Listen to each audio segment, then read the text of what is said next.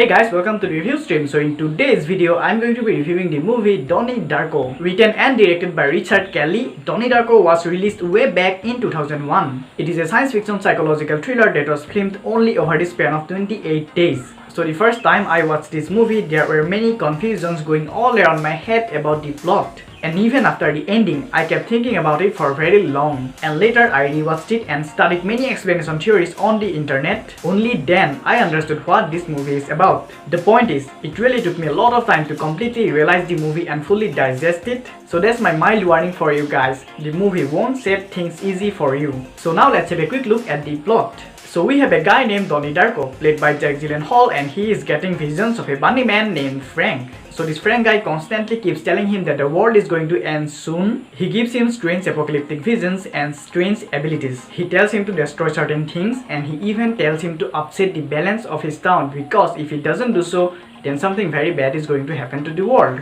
And over the next several days, Donnie continues to have visions of Frank. Noticing this change in Donnie, his parents even send him to a psychiatrist. Anyway, Frank continuously keeps influencing Donnie's actions through his sleepwalking episodes. And afterwards, many strange things occur in the movie related to time travel and different universe. And now let's talk about the acting. I think Jack Gyllenhaal as Donnie Darko was fantastic in this movie. He totally nailed every single scene he had. You can't really imagine any other person on earth playing this role. Jena Malone as Gretchen also did an outstanding job. Drew Barrymore again did a natural work as always. Maggie Gyllenhaal was also great, though she got a very limited amount of screen time. Patrick Swayze did an excellent work here too. Also, Seth Rogen has his debut in this movie, and he did a pretty good job. The rest of the cast, which includes Mary McDonnell, David Chase, and James Duval, were also perfect. So here comes my opinion. In one word, this movie is a masterpiece. This, by no doubt, is one of the best movies I have ever seen in my whole life.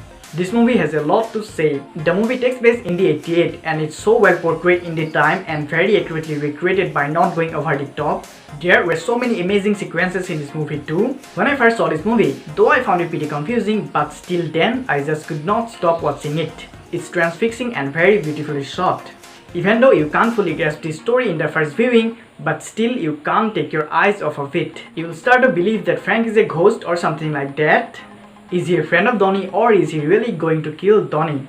And those were the exact questions I had in my first viewing. Anyway, the soundtrack of this film was composed by Michael Andrews and it was also euphoric. All the songs when it comes to the screen looks really great. And one another good thing about this movie is that it doesn't have any issues at all.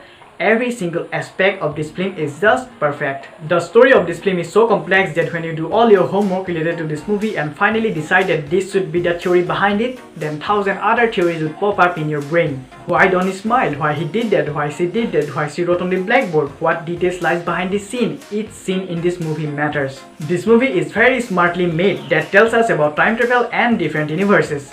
The sounds, the visuals, the acting, everything about this movie can be highly appreciated. So Donnie Darko is a wonderful movie and I highly suggest this to you. It is that kind of a movie which we all must watch at least once in our life. But just keep in mind that this movie will not make much sense to you unless you read some explanation about it. And let me inform you here that you might wanna see the director's cut rather than the theatrical cut. Because in the theatrical version there is not much explanation about the time travel theory that's shown in the movie. But the director's cut have the excerpts from the philosophy of time travel that is in this movie. Without that, you don't know much about what's going on in this movie. Also, there is a commentary from Richard Kelly, the director himself, that helps us to understand the film a lot more. So now I'm gonna give Donnie Darko 10 stars out of 10. Yeah, that's right, I'm giving it my perfect point for the very first time because honestly guys, I think this movie deserves it. And now here comes today's fact. It is hard to imagine anyone other than Jack Gyllenhaal playing the character of Donnie Darko. But initially, however, he was far from even the first choice. Before Gyllenhaal, the role was given to Jason Schwartzman, Vince Vaughn, and even Mark Wahlberg. There's also another interesting fact that I want to share with you guys today. So in 2003, the director Richard Kelly released a book named Donnie Darko to help people to understand the concept more with a great depth. The book even begins with a foreword by Jack Gyllenhaal, but Gyllenhaal clearly claims the confusing nature of the film in that foreword. He says that he still doesn't really understand the movie. So as you can see, even the actors of this film aren't completely getting the story. So that's my review of Donnie Darko. Thanks for watching guys. I hope that you really enjoyed it and don't forget to like, subscribe and share. So see you in the next video. Bye.